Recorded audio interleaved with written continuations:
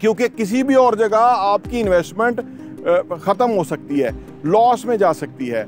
ज़रूरत नहीं है, रोटी कपड़ा मकान, इन तीन चीज़ों की फॉरएवर ज़रूरत रहेगी। जंग लगी होगी फिर भी इन तीनों चीज़ों की ज़रूरत रहेगी, खुदा ना खास्ता जंग लगे। और कभी भी प्रॉपर्टी को वो फाइल्स जो बेचते हैं हाउसिंग जाली हाउसिंग सोसाइटियों के, वो ना समझें, और अब तो प्लॉट भी ना समझें, क्योंकि अनगिनत करोड़ों प्लॉट पड़े हुए हैं और वो ज़मीन के अंदर पैसा दफन हो जाता है और उसकी कोई वैल्यू नहीं होती। लोग इसको अलग अलग नहीं करते। दुबई, तुर्की, चाइना, यूएस, यूके, यानी मलेशिया, तमाम ममालिक बने ही कंस्ट्रक्शन की फील्ड, और चाइना कंस्ट्रक्शन की फील्ड की वजह से हैं। उनका जो उनको एम्प्लॉयमेंट मिला, उनका जो जीडीपी बढ़ी, उनका जो तरक्की हुई, उनका जो इंफ्रास्ट्रक्चर बना, वो बना ही बिल्डिंग की वजह से है।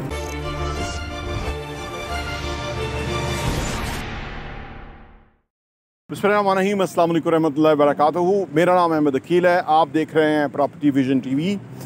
पाकिस्तान में रियल एस्टेट में ही क्यों इन्वेस्ट करना होता है, पाकिस्तान में स्टॉक एक्सचेंज में क्यों नहीं इन्वेस्ट करना होता, क्रिप्टो करेंसी में क्यों नहीं करना होता, कमोडिटीज़ में क्यों नहीं करना होता, और बेशुमार ज़राए हो सकते हैं जहाँ पे इन्वेस्टमेंट की जा सकती है। वाई प्रॉपर्टी, ये लोग हमसे बहुत सवाल पूछते हैं, और वो यहाँ प्रॉपर्टी को वो फाइलें वगैरह समझ लेते हैं या प्लॉट समझ लेते हैं। कि हमारी नज़र में आज के दौर के अंदर जो प्रॉपर्टी है, रियल एस्टेट है, वो जेन्युइन एग्जिस्ट करते हुए घर, अपार्टमेंट, शॉप, ऑफिसेस, बिल्डिंग्स हैं।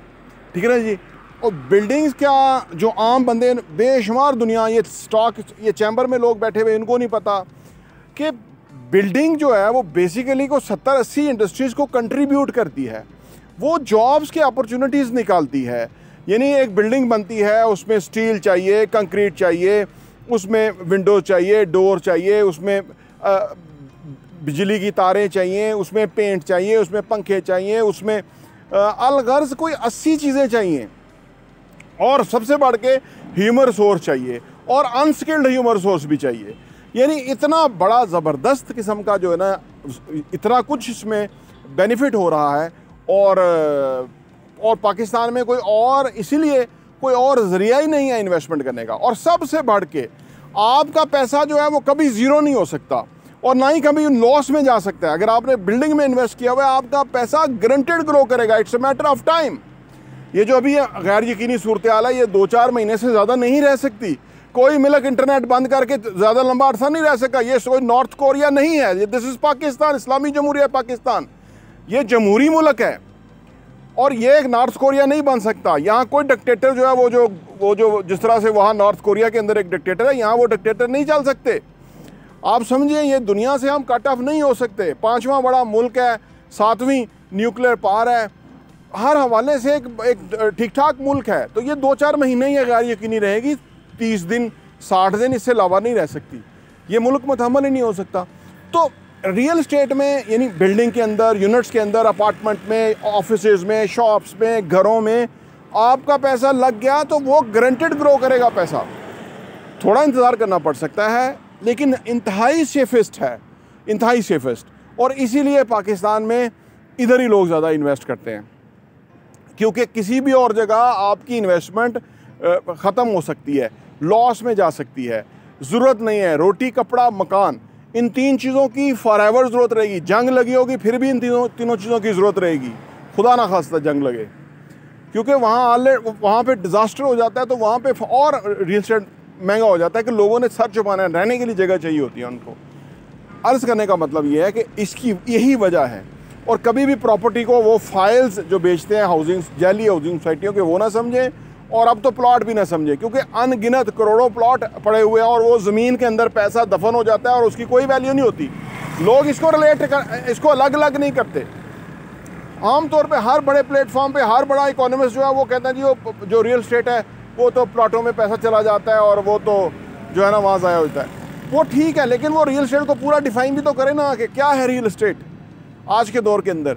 दुबई, तुर्की, चाइना, यूएस, यूके, यानी मलेशिया, तमाम ममालिक बने ही कंस्ट्रक्शन की फील्ड, और चाइना कंस्ट्रक्शन की फील्ड की वजह से हैं।